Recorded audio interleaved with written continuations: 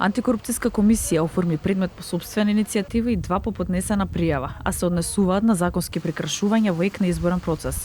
По вчерашните нотирани вкупно 37 пријави за сомнеж за прекршување на законот. Денеска за телевизија 24 од ДКСК со дополнување.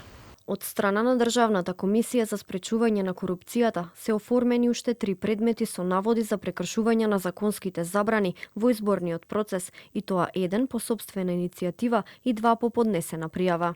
Од ДКСК во моментов не посочуваат детали за кои политички партии и кандидати станува збор.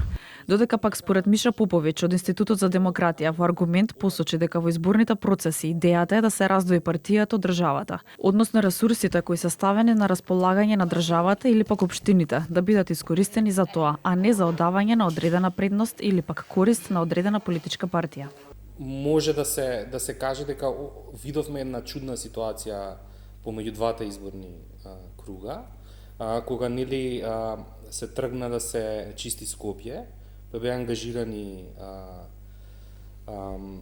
камиони на комунални предпријатија од другите општини во земјата, со кои што се слика одредени кандидати, и за тоа ќе треба, предпоставувам, да се почека на кој начин ќе одлучат антикорупцијска комисија или Државната изборна комисија во однос на тоа. Ситуацијата конкретно е многу специфична за овој случај јас што го наведов, бидејќи навистина од една страна постои потреба од итна санација и нели тргнување на ѓубрето, а од друга страна имаме нешто што во некои нормални услови би било многу појасно дека е злоупотреба.